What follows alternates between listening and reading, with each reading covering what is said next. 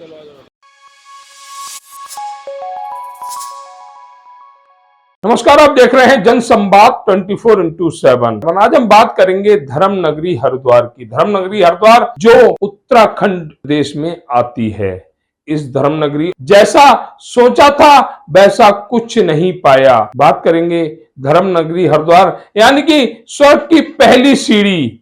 स्वर्ग की पहली सीढ़ी अपने वजूद के लिए किस तरह तड़प रही है। कहते हैं कि हरिद्वार इसे सबसे सुंदर और अच्छी जगह बताया है।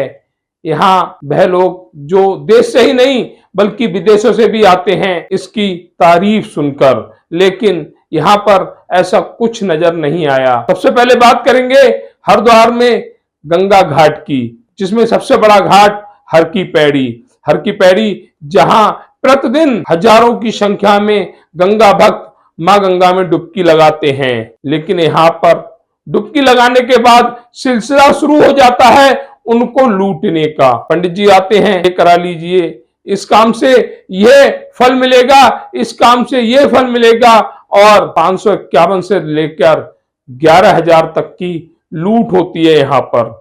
उसके बाद वहां पर खड़े रहते हैं कुछ ऐसे लोग जो कहने को तो अपने लिए गरीब दर्शाते हैं। वह होते हैं दीपक बेचने वाले, टीका लगाने वाले, मां गंगा में दूध चढ़वाने वाले।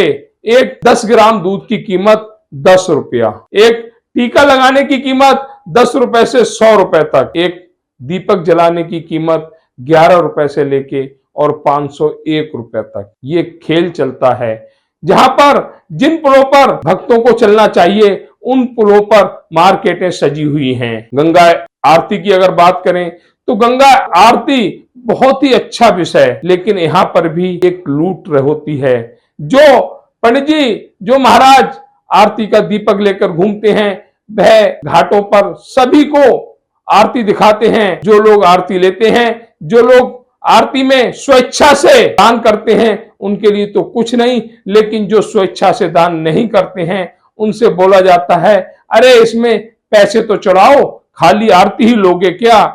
इस तरह से पूरा व्यापार का बाजार सजा हुआ है। पूरे हर की पैड़ी पर, पूरे घाटों पर, पुलों पर आपको दिख जाएगा कि किस तरह लूटने वाले आपको लूटने को तैयार बैठे हुए हैं। बस आपको अपनी जेब में हाथ डालने की देर है।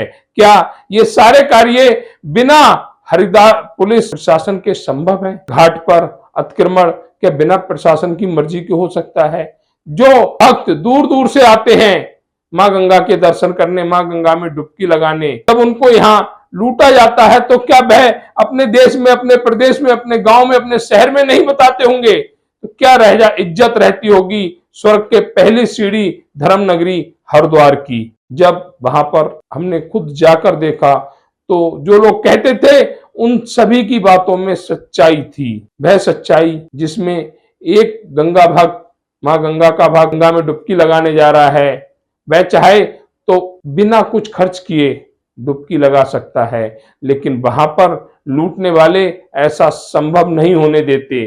कोई भी व्यक्ति मां गंगा में डुबकी लगाता है तो वह डुबकी उसे 50 रुपए से लेके और 5,000 तक की पड़ती है।